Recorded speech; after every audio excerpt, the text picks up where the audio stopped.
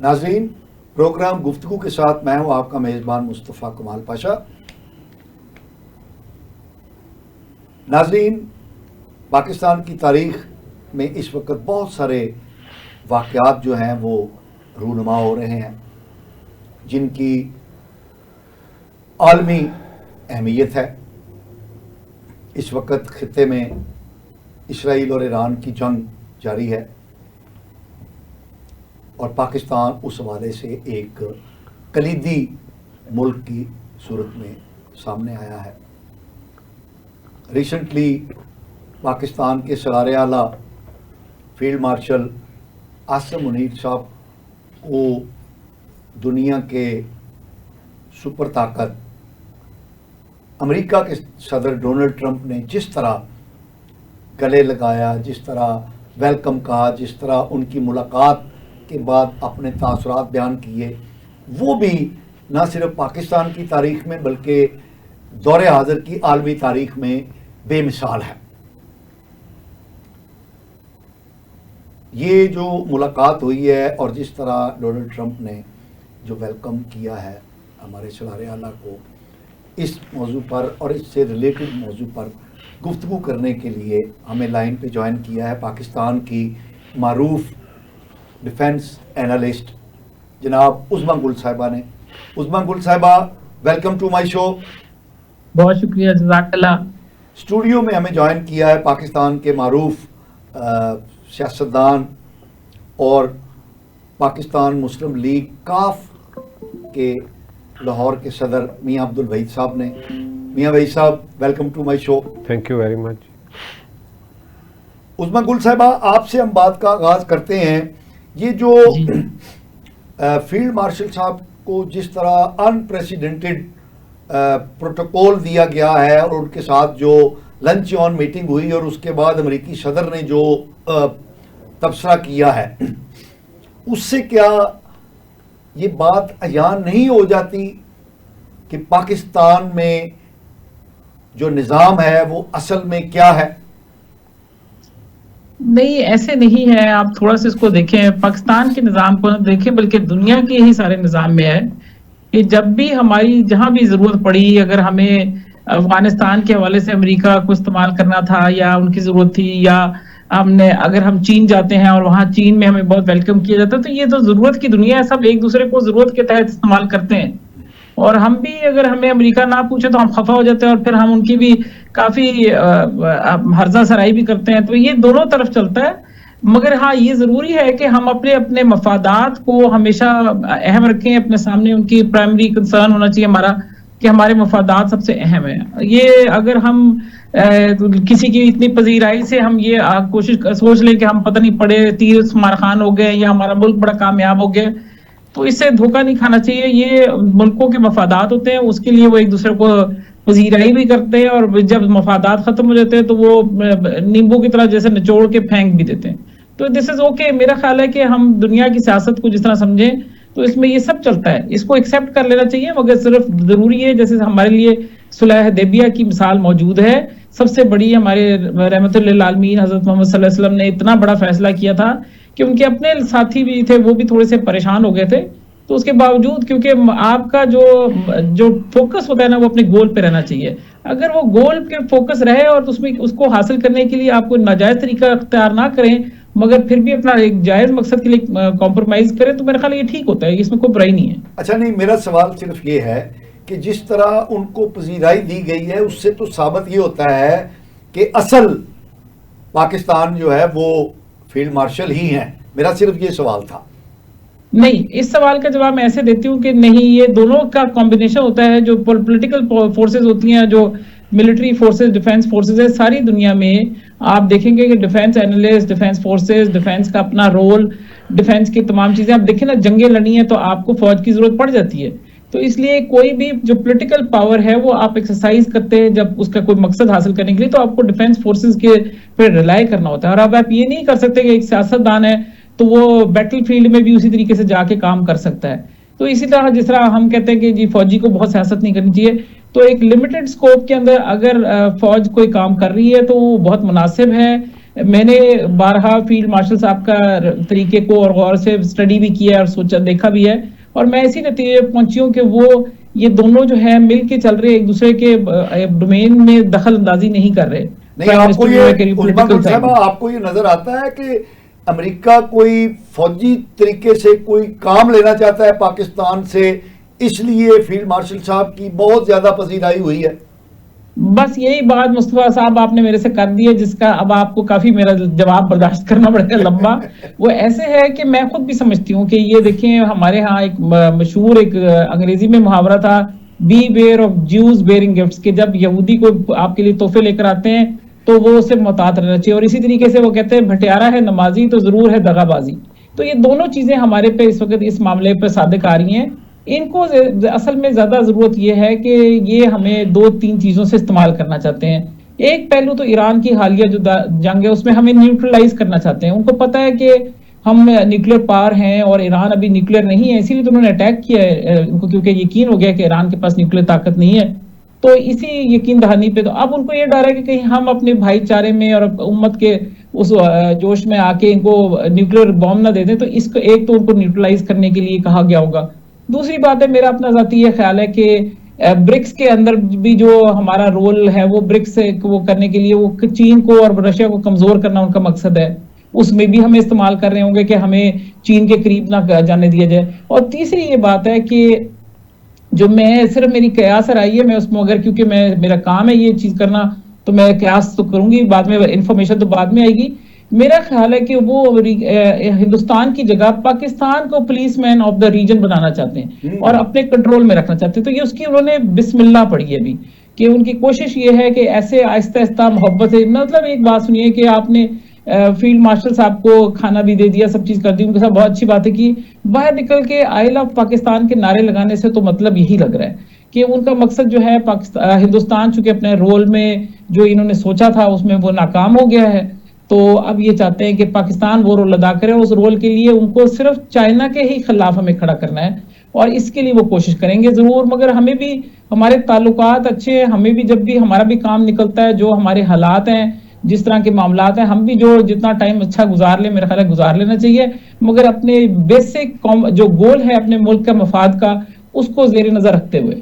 ناظرین، عظما گل صاحبہ نے بہت خوبصورت اور الارمنگ بات کہی ہے کہ امریکہ جو پاکستان کو اس وقت اتنی اہمیت دے رہا ہے، واری اور صدقے جا رہا ہے، تو وہ بنیادی طور پر ہندوستان سے نا امید ہو چکا ہے کہ ہندوستان کوئی رول خطے میں بہتر ادا کر سکتا ہے، کیونکہ ہندوستان نے تو اپنی نالائکی ثابت کر دی ہے کہ وہ کوئی بہتر رول اس خطے میں ادا نہیں کر سکتا. تو اس حوالے سے اب پاکستان کی اہمیت جو ہے وہ بڑھ گئی ہے. یہ بہت اہم نقطہ انہوں نے عظما گل صاحبہ نے بیان کیا ہے. میاں صاحب، آپ کیا سمجھتے ہیں کہ یہ جو پذیرائی ہے، عظما گل صاحبہ نے تو کلیئرلی کہہ دیا کہ پاکستان کو ایک نیا رول دینے کی تیاری ہو رہی ہے. بسم اللہ الرحمن الرحیم. بڑا خوبصورت جی، میں واقعی بڑا متاثر ہوا ان کی پوری بات سے، جو انہوں نے جس طریقے سے جو ہے نا سارے کو جو ہے نا وہ بات کو سمپ کیا. مسئلہ یہ ہے کہ ہمیں اپنی پچھلی تاریخ کو بھی دیکھنا ہوگا. جب انہیں ضرورت پڑی ہے اور اس کے بعد کیا ہوا ہے، یہ سب سے زیادہ اہم بات یہ ہے کہ اس کے بعد ہوا کیا ہے. پولیس مین، ہاں جی، اس کے بعد جب بھی انہیں ضرورت پڑی، پہلے تو وہ ایک ادارے سے ہی ان کو پتا ہے، کیونکہ سیاسی آپ کو پتا ہے پورا ایک سلسلہ ہے، ایک سسٹم ہے، آپ کو پورے اپنے ایوان کے اندر پروسیس سے گزر کے جاتا، ایک آدمی فیصلہ نہیں کرتا. ٹھیک ہے جی. اور دوسری بات جو آپ کا پہلا سوال تھا، میرا خیال ہے کہ وہ بالکل کھل کے بات سامنے پوری دنیا کے سامنے آ چکی ہے کہ یہاں طاقتور کون ہے. جی. تو مسئلہ یہ ہے کہ اس سے بالکل ہمیں پہلو تئی نہیں کرنی چاہیے. خاص طور پہ ہم جو سیاستدان ہیں، ہمیں تو یہ بات جو ہے نا وہ اس کو مان لینا چاہیے، اور اگر جو نہیں مانتا اس کے ساتھ جو ہوتا ہے وہ بھی سامنے ہے. مسئلہ یہ ہے کہ اگر آج وہ رول یہ دینا چاہ رہے ہیں، میں تھوڑا سا اختلاف کروں گا کیونکہ وہ بہت ان کا نالج اس پہ بڑا زبردست ہے، لیکن میں اس سے اختلاف کروں گا کہ وہ ہمیں خطے کے اندر وہ رول دینا چاہتے ہیں جو انڈیا کو دیا. یہ کبھی نہیں ہو سکتا. اس کی وجہ یہ ہے کہ ایک عرصے سے ان پہ ان کی انویسٹمنٹ ہے, ایک عرصے سے ان کا ایک معاملات آپس میں جس طرح سے چل رہے ہیں, کیونکہ چائنا کے ساتھ انڈیا کی جو جس طرح کی دشمنی ہے وہ کوئی ڈھکی چھپی نہیں, جو ہمارے ساتھ دشمنی ہے وہ ڈھکی چھپی نہیں ہے. اور اگر آپ آج کے تناظر میں دیکھیں, آج کے حالات کے تناظر میں دیکھیں, جو اس وقت جنگ چل رہی ہے اس کو آپ لے لیں, شام سے شروع کر دیں, لبنان سے کر کے آپ یہاں ایران تک آ جائیں, جتنی بھی معاملات ہوئے ہیں تو وہ کون لڑ رہا ہے, پیچھے کون ہے, پیسہ کس کا ہے, اسلحہ کس کا ہے, آشیرواد کس کا ہے. یعنی آج تک ہر جگہ کے اوپر ان کو پوری سپورٹ جو ہے, اور آج یہ دنیا میں ثابت ہو گیا ہے کہ طاقت ہے, جس کے پاس طاقت ہے اسی کی عزت ہے, اسی کی قدر ہے. اگر آج آپ کو بلایا گیا تو آپ کا وہ جو 4 دن کا آپ نے ایک اللہ تعالیٰ نے آپ کو عزت دی ہے, جو آپ نے کام کیا, اس کے بعد آپ کو ان کو ماننا پڑا ہے کہ یہ بھی ایک طاقت ہے. ورنہ آپ کو تو وہ منہ لگانے کو بھی آپ کے سامنے ہے کہ پچھلی حکومتوں کے اندر ایک فون کال کے لیے بھی آپ ترستے رہے ہیں کہ وہاں سے ایک کال ہی آ جائے. ٹھیک ہے. اچھا میاں صاحب ایک بات ہے, عثمان گل صاحبہ نے جو بات کہی ہے نا کہ پاکستان کو وہ یہ رول دینا چاہ رہے ہیں, تو مجھے اس میں نظر یہ آتا ہے کہ ایران کے اندر جس طرح انڈیا نے پینیٹریٹ کیا, را نے جس طرح اسرائیلی ایجنسیوں کے ساتھ مل کے وہاں پر جو رول پلے کیا, پھر آسٹریلیا کے اندر, کینیڈا کے اندر جو دہشت گردی کے نیٹ ورک جو چلائے, اور امریکہ کے اندر بھی انڈیا نے دہشت گردی کے پاکٹس کو جو ہے وہ سپورٹ کیا ہے. تو پھر چین کے خلاف انڈیا کو امریکہ اور ویسٹ جو ہے وہ پرومپٹ کرتا رہا, اس کو طاقتور بناتا رہا. لیکن مئی کے اندر یہ ثابت ہو گیا کہ چین کا انڈیا نے کیا مقابلہ کرنا ہے, وہ تو پاکستان کو سسٹین نہیں کر سکا. 5 دن کے اندر اندر, 5 گھنٹے کے اندر اندر وہ انڈیا جو ہے وہ ٹھس ہو گیا. تو یہ ساری باتیں مجھے لگتا ہے کہ امریکہ کو سمجھ آ گئی ہیں. تو اس لیے عثمان گل صاحب کا یہ کہنا کہ پاکستان کی جو عزت افزائی ہو رہی ہے وہ کوئی ان یوزل نہیں ہے, بلکہ امریکہ اپنے مفادات کے لیے انڈیا کے مقابلے میں پاکستان کو اب وہ پیمپر کر رہا ہے اور وہ اپنے مفادات کے لیے استعمال کرنا چاہ رہا ہے. تو یہ تو پاشا صاحب اس وقت مفاد کیا ہے, مسئلہ یہ دیکھنا ہے کہ آج کے حالات کے اندر ان کا جو مفاد ہے وہ ہے اس وقت کی جو حالیہ جنگ چل رہی ہے ایران اسرائیل. یس, اس وقت تو وہ یہ چاہ رہے ہیں کہ ہر حال میں کسی طرح سے وہاں پہ رجیم چینج ہو جائے, یا وہاں پہ جو ہے نا وہ اسرائیل کو جو ہے نا وہ کامیابی ہو. تو اس کے اندر انہیں سب سے بڑا ڈر کیا ہے کہ اس خطے کے اندر آج چائنا, رشیا اور پاکستان جو ہے نا اگر یہ مدد کرتے ہیں ایران کی, اسرائیل تو گیا ابھی تک تو یہ دیکھیں, ابھی تک تو یہ زبانی کلامی سب نے بات کی ہے. ابھی تک کل جو ابھی آج ہی آپ نے تقریر بھی سنی ہوگی اردگان صاحب کی بھی, تو وہ بھی صرف باتوں کی حد تک ہے. او آئی سی کا جو آج اجلاس ہوا ہے, میں سمجھتا ہوں کہ پہلی بار میں کسی خاص صحیح موقع پہ وہ اجلاس بھی کم از کم ہوا ہے. ورنہ تو ہمارے او آئی سی کا اجلاس جس ملک کے اندر ان کو سیاسی ضرورت ہوا کرتی تھی, جس ملک کے اندر ان کی عوام اور ان کا اپنا رابطہ سیاسی جو ہے نا وہ ختم ہو جاتا تھا, وہ اپنی سیاست کو چمکانے کے لیے او آئی سی کو استعمال کرتے رہے. اور آج اگر وہ بڑے ٹائم پہ یہ سلسلہ ہوا ہے, اور میں سمجھتا ہوں کہ اس وقت تمام عالم اسلام کی جس طرح سے کم از کم حمایت جو ہے اور اسرائیل کی مخالفت میں جو بات آ رہی ہے, آج بڑا اچھا موقع ہے. اور اس میں سمجھتا ہوں کہ یہ بہت بڑی غلطی انہوں نے کی, ایک خاص وقت کے اندر ایران کو چھیڑا جس طرح سے مودی نے کیا, اور یہاں بکھری ہوئی قوم جو ہے نا ایک ہو گئی تھی. اور آج الحمدللہ امت جو ہے نا پوری مسلم امہ جو ہے نا اس کو سمجھ آ گئی ہے کہ ہمارا جو ہے نا ہمارے ساتھ جو ہو رہا ہے ایک عرصے سے, اس کے لیے ہمیں اکٹھا ہونا ہے. اور پاکستان کو انشاءاللہ میں عظمیٰ صاحبہ کی بات کو آگے بڑھاتے ہوئے اس میں لیڈ کرنے کا موقع آج ہے ان کے پاس الحمدللہ. لیکن یہ چائنا اور ایران اور رشیا کی قیمت پہ نہیں ہونا چاہیے. عظمیٰ گل صاحبہ, میاں وحید صاحب نے آپ کی بات کو آگے بڑھاتے ہوئے ایک اور اینگل دیا ہے کہ امریکہ جو ہے وہ پاکستان کو ایران اسرائیل جنگ میں استعمال کرنا چاہتا ہے. آپ کو کیا لگتا ہے کہ کیا پاکستان استعمال ہو سکتا ہے؟ دیکھیے 2 چیزیں. پہلے تو میں ایک تھوڑا سا واضح کرنا چاہتی ہوں کہ میں نے قیاس کیا تھا کہ policeman of the region, اور اس کی وجہ یہ کہ ڈونلڈ ٹرمپ صاحب کی جس طریقے سے وہ ٹیرف کی ایک خواہش تھی کہ اتنے لگا دوں گا, یہ کر دوں گا, اس طرح کی ایک خواہش کا وہ اظہار انہوں نے جس طرح آئی لو پاکستان کا, اس سے مجھے شک ہوا کہ وہ ضرور کوئی پوری قوم کو جیسے گھیرنا چاہ رہے ہیں. تو اس لیے میں نے اس سینس میں قیاس کا ہے. مجھے یقین ہے کہ اس میں ہم لوگ کبھی بھی نہیں آئیں گے، کیونکہ ہم اتنے بھی اب تجربوں سے گزر کے سیکھ چکے ہیں کہ ہم ایسا کوئی کام نہیں کریں گے. جہاں تک آپ ایران اور اس کی اسرائیل کی جنگ میں وہ استعمال کرنا چاہ رہے ہیں، تو وہ دیکھیں بیسز وغیرہ تو ان کو نہیں چاہیے، اس لیے کہ ان کے پاس ریجن میں آلریڈی 7 عدد بڑے اچھے بیسز ہیں، جس میں کویت میں ان کے پاس ہے، بحرین میں ان کے پاس ہے، یو اے ای میں ان کے پاس ہے، اور شام میں ان کے پاس ہے، مطلب شاید افغانستان میں بھی تو بہت سارے ان کے پاس 7 بیسز ہیں جو وہاں ان کو کوئی پرابلم نہیں ہے. تو اس کا مطلب ہے ہم سے ان کو کوئی لاجسٹک یا اس طرح کی ضرورت جو افغانستان کے حوالے سے تھی ویسی نہیں ہے. اب دوسری ہے کہ یا تو نیوٹرلائز، جیسے میں نے پہلے کہا، کرنا چاہتے ہیں. اور جہاں تک وحید صاحب کہہ رہے ہیں، وہ بہت اچھی بات کہہ رہے ہیں کہ OIC نے کھڑے ہو کے یا کچھ ہم نے اجلاس میں کہہ دیا ہے، مگر یہ زبانی جمع خرچ جو ہے نا، یہ کہیں کا نہیں ہے. مجھے بتائیے کہ وہ ہم نے سعودی عرب میں ایک جو فورس بنائی تھی 40 ممالک کی، پتہ نہیں کتنے ممالک کی، اس کا میں کوئی رول نہیں ادا کیا. اگر اس کو ایز UN کے انڈر لے آتے، یعنی کہ اگر آپ یونائٹڈ نیشن کی فورسز کے طور پہ ان کو غزہ میں اتار لیتے کہ جی آپ صرف ان کو لڑنے سے روکنا ہے، تو وہ بھی کام نہیں ہے، کیونکہ اس کا مطلب ہے کہ ویسٹ کی یا امریکہ کی آشیرواد ہے کہ آپ اس کو ختم کرتے ہیں غزہ کو. اور اسی طریقے سے ابھی ایران کے لیے بھی یہ جو 2 ہفتے کا ڈونلڈ ٹرمپ صاحب نے ٹائم دیا ہے، میں ذاتی طور پہ سمجھتی ہوں کہ یہ صرف آئی واش ہے، یہ دھوکہ ہے. ہو سکتا ہے کہ کیونکہ جس طریقے سے آج دو B-2 بامبرز انہوں نے وہ مسوری میں ان کا ایک وائٹ مین بیس ہے ادھر سے اڑائے ہیں، جو کہ ڈیوگو گارسیا جا رہے ہیں. اسی طریقے سے ان کے 3 ایئر کرافٹ کیریئرز ہیں، جو ایک بحیرہ عرب میں ہے، ایک بحیرہ احمر میں، ایک خلیج فارس میں. تو یہ کیوں کیے گئے ہیں؟ تو یہ اس کو سمجھنے کی ضرورت ہے کہ اس کا مطلب ہے کہ وہ صرف ٹائم لے رہے ہیں یہ بتانے کے لیے کہ ہم آپ سے نیگوشیٹ کریں گے، ہم بات کر رہے ہیں. ہم 2 ہفتے ہمارے فیلڈ مارشل صاحب کے سامنے کی جی انہوں نے مجھے کنونس کر لیا، وہ اتنی جلدی کیسے کنونس ہو گئے؟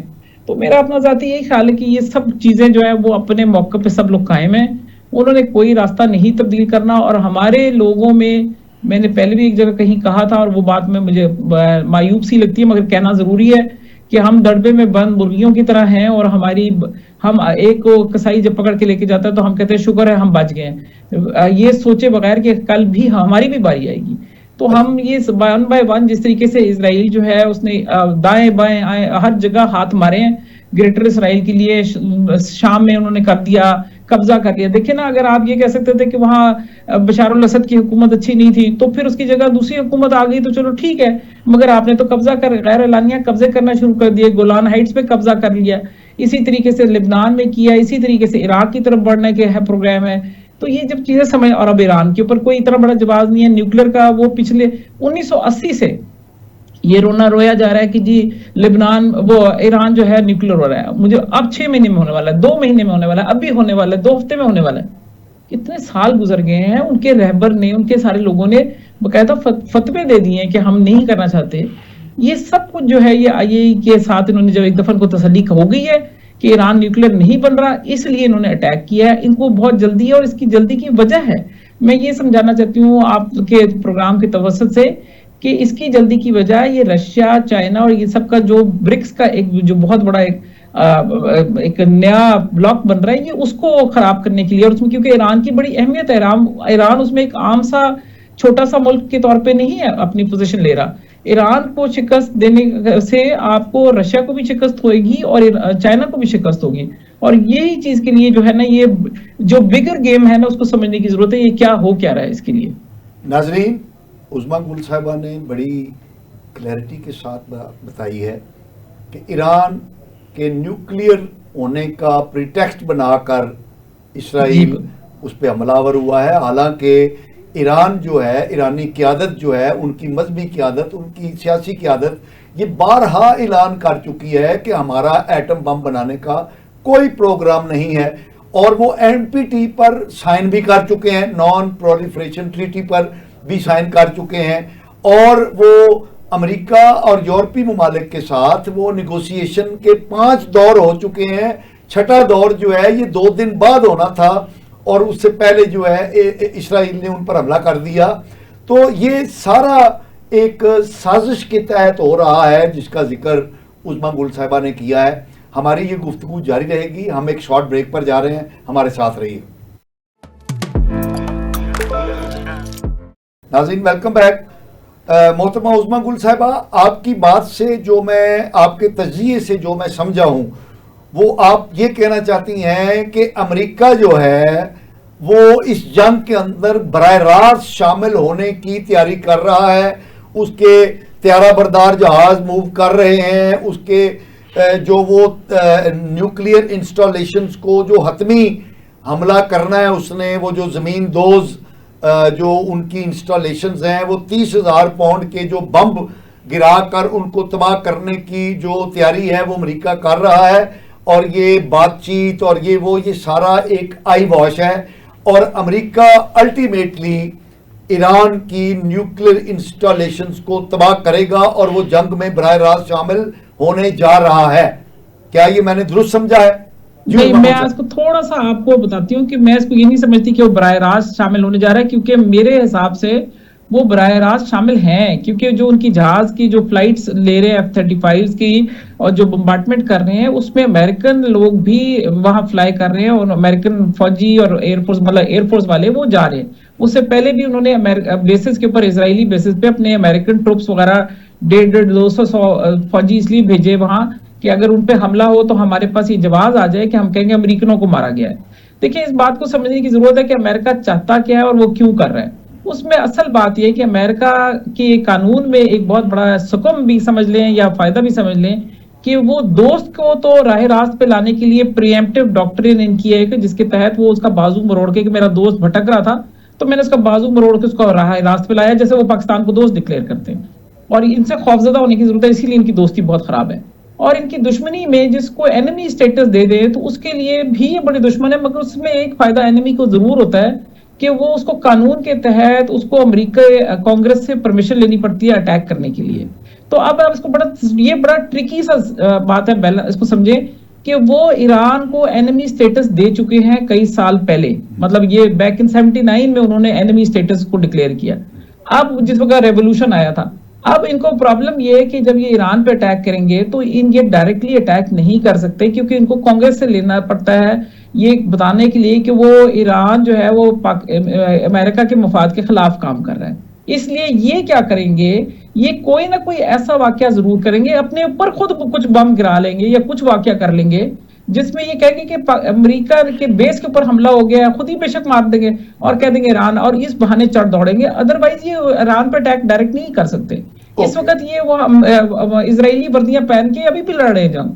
تو ایک پہلی بات تو امریکہ براہ راست اس میں انوالوڈ ہے. مگر جو اچھی بات ہے اور جو ہمارے لیے بڑی میں کہتی ہوں اور ایران کے لیے خوش آئند ہے کہ ان کے پاس جو اسلحہ ہے وہ چونکہ یوکرین وار میں بھی استعمال ہوا بہت زیادہ. اسرائیل نے بھی، آپ کو پتہ ہے، غزہ میں 2 سال انہوں نے ہر قسم کا بم گرا کے دیکھ لیا. پھر لبنان میں انہوں نے وہ جو آپ 2500-3000 پاؤنڈر ہے ان کا کہہ رہے ہیں، تو یہ سب کر کے تو ان کے پاس اسلحہ دن بدن ختم ہو رہا ہے. اور ان کو یہ ڈر ہے کہ اگر خدا نہ خواستہ، مطلب یہ میں تو خدا نہ خواستہ نہیں کہنا چاہیے مجھے، کہ اگر ان کا یہ سارا اسلحہ ختم ہو گیا یا بہت کم رہ گیا تو اگر تائیوان کے اوپر چائنا نے اٹیک کر دیا تو یہ اس کی مدد کو نہیں جا سکیں گے. تو یہ بڑی ٹرکی سچویشن بن گئی ہے کہ کیا یہ اب اس طرح اٹیک کریں گے یا نہیں کریں گے، یا صرف سپورٹ دیں گے. اور جبکہ ایران کے پاس جو ہے، جو میری علم کے مطابق ہے کہ 1.5 لاکھ سے اوپر میزائل موجود ہیں. تو کہاں ایران کا سٹاک پائل ہے، کہاں یہ، اور جو آپ بتا رہے ہیں جو 300,000 پاؤنڈر وغیرہ، اس کی جو ریچ ہے وہ زیر زمین 50 میٹر تک ہے. اور جبکہ جو یہ فردو جو آپ نیوکلیر پلانٹ بتا رہے ہیں، وہ حالانکہ وہ پیسفل پلانٹ ہے، اس فردو کے اندر جو ہے وہ اس کی 61 میٹر نیچے ہے. تو یعنی کہ اس سے 11 میٹر نیچے ہے وہ جہاں سے اس کی ریچ پہنچتی ہے. تو یہ ایک طرح سے یہ اس کو ڈیمیج کر سکتے ہیں یا اس کو نقصان اوپر کر سکتے ہیں یا اس کے اوپر ملبہ گرا سکتے ہیں، مگر ڈائریکٹلی نیوکلیر تک ان کی رسائی نہیں ہوگی. اوکے میاں صاحب، پاکستان کے وزیر دفاع خواجہ محمد آصف صاحب نے بیان دیا ہے کہ پاکستان میں اس وقت ہائیبرڈ نظام رائج ہے اور کوئی مثالی جمہوری حکومت نہیں ہے. یہ بیان ایک ایسے وقت میں دینا جبکہ پاکستان ایک بڑی کرٹیکل سچویشن میں ہے اور سارے معاملات جو ہیں وہ اس خطے کے اندر مرکوز ہیں. اس بیان کو آپ کیسے دیکھتے ہیں؟ میں اس سے پہلے جو ابھی گل صاحبہ نے بات کی وہ بڑی خوبصورت ہے، امریکہ کی دوستی اور دشمنی کے بارے میں ان کے صدر کہہ چکے ہیں ہنری کسنجر کہ ہماری دوستی جو ہے نا وہ بہت دشمنی بہت بری ہے اور دوستی اس سے بھی بری۔ مسئلہ یہ ہے کہ وہ تو بالکل کلیئر ہیں، یہ ہمیں اب سوچنا ہے۔ اور دوسری بات جو ابھی آپ نے کہی خواجہ صاحب کی، میرا خیال ہے کہ پچھلے یہ پورے سال 2 سال کے اندر اس طرح کے کئی بیان ان کے ایسے ہیں جن کی کوئی سمجھ نہیں آ رہی، وہ کس وقت کیا بات کرنی ہے، وہ کس وقت کیا بات کر رہے ہیں۔ لیکن وہ وزیر دفاع ہیں، نہیں، وزیر دفاع کا دیکھیں نا، مسئلہ یہ ہے کہ وزیر دفاع کو تو پتہ ہی نہیں تھا کہ وہ میٹنگ بھی کوئی ہے، کوئی لنچ بھی ہے۔ ابھی وہ کہہ رہے ہیں کہ جی پلان ہو گیا، یہ ہو گیا، کسی کو نہیں پتا تھا۔ اور یہ مجھ سے بہتر بات کریں گی کیونکہ یہ تجزیہ نگار بھی ہیں، انہیں پتہ ہے کہ عاصم منیر صاحب کا صحافیوں سے یا باقی لوگوں سے وہ بہت فاصلے پہ رہتے ہیں، ان کا کسی کو آج تک سمجھ ہی نہیں آئی، نہ انہوں نے آج تک کسی کو اس طرح سے جیسے باجوہ صاحب بیٹھ کے پہلے لوگوں کو جو ہے نا وہ بریفنگ دیتے تھے، بات کرتے تھے، یہ ان کا میں سمجھتا ہوں کہ بہت سمجھداری سے وہ یہ معاملہ لے کے چل رہے ہیں۔ اور جہاں تک خواجہ صاحب کی یہ بات ہے، ان حالات کے اندر اگر یہ بات کرنی ہے تو بھائی آپ پھر سیاسی بات کریں نا۔ آپ تو اپنے ہاتھ کاٹ کے 26ویں ترمیم میں دے چکے ہیں اور اس کے بعد 27ویں بھی کرنا چاہ رہے ہیں۔ آپ کس منہ سے یہ بات کر رہے ہیں؟ آپ سیاستدانوں کی تو نمائندگی نہیں کر رہے۔ جب آپ ایک طرف پوری آپ کی کابینہ، پورے آپ کے وزراء جو ہے نا وہ فوج کے حق میں قصیدے کہہ رہے ہوتے ہیں ہر جگہ پہ، اور ایک دوسری طرف آپ اس طرح کی بات کر کے، اور خاص طور پہ ان حالات کے اندر میں سمجھتا ہوں کہ یہ حکومت کو سوچنا ہے کہ ابھی یہ وقت نہیں ہے، یہ وقت اس وقت بالکل نہیں ہے۔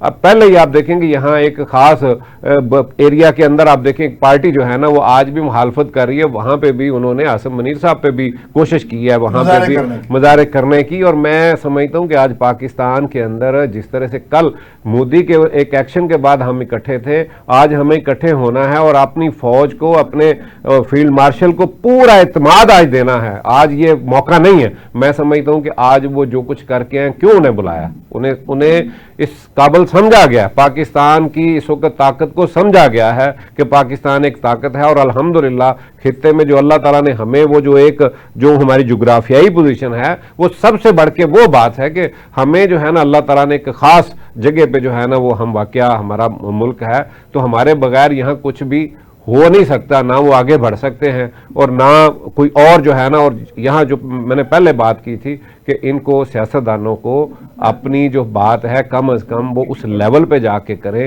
کہ یہ واقعی پتہ چلے کہ یہ سیاستدان، ان کا بھی کوئی رول ہے یہاں۔ اور اسی لیے بار بار اس ملک کے اندر جب بھی فیصلے کرنے پڑتے ہیں دوسرے آ کے کرتے ہیں۔ اگر یہ اس قابل ہوتے تو آج یہ وہاں بیٹھے ہوتے۔ عثمان گل صاحبہ، یہ کیونکہ آپ ڈیفنس انالسٹ بھی ہیں، تو یہ وزیر دفاع کے بیان کو آپ کس طرح دیکھتی ہیں؟ بات تو انہوں نے سچی کہی ہے کہ پاکستان میں ہائیبرڈ نظام ہے۔ نہیں، ہائیبرڈ دیکھیں، ہائیبرڈ تو آپ اس کو کہنا چاہیں تو ہائیبرڈ کہہ دیں، جو جس طرح دل چاہے کہیں، کیونکہ دیکھیں مگر یہ بات کہنے کی تھی نہیں، کیونکہ اس سے پہلے بھی خواجہ آصف صاحب نے یہ، بالکل آپ کو یاد ہوگا جب انڈیا پاکستان کی جنگ ہم لڑ رہے تھے، اس وقت ہم پروسیس میں تھے، تو آپ نے وہاں وہ یالڈا ہے جو ٹرکش، اس کو لے کے آپ نے کہہ دیا کہ جی ہم تو ہمیشہ ڈرٹی جاب امریکہ کی کرتے رہے۔ تو اس قسم کی بہت ساری باتیں ایسی ہیں جن کو میں سمجھتی ہوں ذاتی طور پہ کہ وزیر خارجہ دفاع ہوتے ہوئے ان کو ان تمام چیزوں سے اعتراض کرنا چاہیے تھا، مگر انہوں نے بیسیکلی ہماری جو سب سے بڑی غلطی ہے کہ ہمارا جو فورن آفس ہے، یہ جب جو وزیر دفاع بن جاتا ہے وہ کہتا ہے میں عقل کل ہوں، جو وزیر خارجہ بنتا ہے وہ کہتا ہے میں عقل کل ہوں، جو پرائم منسٹر بنتا ہے وہ کہتا ہے عقل کل ہوں۔ مگر بات یہ کہ آپ نے ایک محکمہ بنایا ہے جس کا کام ہے کہ آپ کو اس طرح کے معاملات میں بریف کرے، اور لوگ بیٹھے ہیں نا، ان کی جابز ہیں، ان کو تنخواہیں ملتی ہیں، پرکس ملتے ہیں، ان کو پوزیشنز ملتی ہیں، تو ان سے کام لیں، ان کو پہلے لا کے کہیں کہ جی میں نے ٹی وی پہ یہ انٹرویو دینا ہے، مجھے بتاؤ اس پہ تھوڑا سا بریف کرو۔ اور جو چونکہ بڑے سینئر لوگ جب ان کے ہوتا ہے تو وہ تو باقاعدہ آپ کو کوسچن بھی بھیجتے ہیں کہ آپ نے کیا کوسچن ہم سے کریں گے اور کیا ہم نے جواب دینے، تیاری نہیں کرتے، بلکہ ہر کوئی اپنے آپ کو اتنا سپیریئر اور عقل کل سمجھتا ہے، جا کے ایسی ایسی باتیں کہہ دیتے ہیں جو کہ ملک کے مفاد کے خلاف ہوتی ہیں۔ آپ کو پتہ ہے یو این کے اندر انہوں نے خواجہ آصف کا بیان کہ ہم ٹیررسٹ ہم کاموں کے لیے ہم ڈرٹی کام کرتے تھے امریکہ کے، یہ انہوں نے آگے سے بیان انڈیا نے پیش کر دیے۔ تو دیکھیں یہ بڑی بےزتی کی بات ہے نا، ہمیں سمجھنے کی ضرورت ہے کہ اگر ہم کہہ رہے ہیں، جیسے وحید صاحب نے بالکل صحیح بات کہی ہے کہ ہمیں کم از کم یہ سوچنا چاہیے کہ ہم کس مقام سے بول رہے ہیں اور ہم کس کی نمائندگی کر رہے ہیں۔ मतलब आप एक घरेलू झगड़े को नहीं रिप्रेजेंट कर रहे, बल्कि आप एक मुल्क की नुमाइंदगी कर रहे हैं, तो वहां बड़ा एहतियात की जरूरत है। तो ख्वाजा आसिफ नहीं बल्कि मैं तो सभी को कहूंगी कि हमारे लोगों को पता ही नहीं क्या बात कहनी है। अच्छा, वैसे उस्मा गुल साहिबा, मुझे इसमें एक दूसरा पहलू भी नजर आता है कि ये जो पजीराई मिली है हमारे फील्ड मार्शल साहब को, उस वाले से उन्होंने इस बात की तायीद करने की कोशिश की है हमारे वजीर दिफा साहब ने, ख्वाजा आसिफ साहब ने, कि भाई अगर अमेरिका ने फील्ड मार्शल साहब को इतनी पजीराई दी है तो ये पाकिस्तान के हाइब्रिड निज़ाम का नतीजा है, इसमें कोई अनयूजुअल चीज़ नहीं है। तो मुझे तो इसमें कोई नेगेटिव शायद पहलू नज़र नहीं आता है। तो उन्होंने बताया है कि पाकिस्तान कोई मिसाली जमहूरियत नहीं है, ये हाइब्रिड निज़ाम है। तो उस हवाले से अगर फील्ड मार्शल साहब को अमरीकी सदर ने इतनी पजीराई दी है तो ये पाकिस्तानी निज़ाम का पार्ट एंड पार्सल है, इसको अगर इस तरह देखा जाए। देखिए, हाँ आप कह सकते हैं, मगर देखिए सबसे बड़ी बात ये कि एक तो हम मिसाली जमहूरियत, आपने कई बात, मैं बताती हूँ कि किधर है मिसाली जमहूरियत जो इस वक्त डोनाल्ड ट्रंप साहब कर रहे हैं, यानी कि अपनी मर्जी से सुबह उठते हैं, किसी पे टैरिफ लगा देते हैं, अगले दिन उसका कहते हैं मैं ये टैरिफ नहीं है, आज कहते हैं ये नहीं है, कभी लोगों को पकड़ के जहाजों में भर के बाहर फेंक रहे हैं, कभी आप देख लें उन्होंने कैलिफोर्निया में जिस तरह की हरकतें की हैं। तो क्या वहां है मिसाली निजाम? क्या इंग्लैंड में है कि जहां वो बगैर वजह के इस वक्त यूक्रेन के साथ वो खड़े होकर उन्होंने साजिशें की हैं, और कि रशिया में उनका क्या रोल था? इसी तरह अगर हम देखते जाएंगे ना तो आपको पता लगेगा कि पूरी दुनिया में ये कोई 200 साल पुराना निजाम जमहूरियत का ला के इन्होंने हमारे सर पे मंड दिया है, जिसमें कि ये ऐसी जमहूरियत है कि सिर्फ वो एक फसाड है, एक धोखा है, एक रूस किस्म की चीज है कि आपने किसी को धोखा देने के लिए।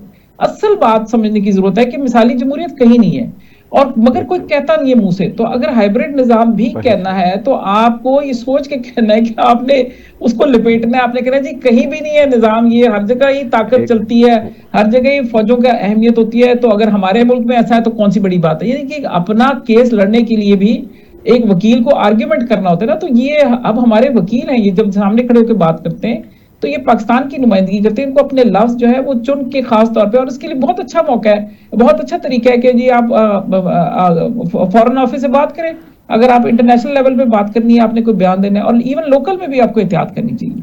उस्मा गुल साहिबा ने, मियां साहब, आप लोगों के बारे में यानी सियासतदानों के बारे में जो बात कही है, आप पर अब फर्ज बनता है कि उसका जवाब दें, और खुशकिस्मती से आप ख्वाजा आसिफ साहब की जमात के हलीफ हैं और उनके साथ शरीके इख्तिदार हैं सर, इसलिए उन्होंने अगर कोई भौंगी मारी है तो आप उससे बाहर नहीं। अच्छा नहीं, मैं उस्मा साहबा की बात को जो है ना, मैं लड़ाना नहीं, मैं आपकी बात की तायीद करते हुए आपकी बात को आगे बढ़ाना चाहता हूं कि आपने बड़ा खूबसूरत बात कही कि जमहूरियत, कौन सी जमहूरियत? जमहूर को तो पता ही कख नहीं, जमहूर तो है ही नहीं कहीं।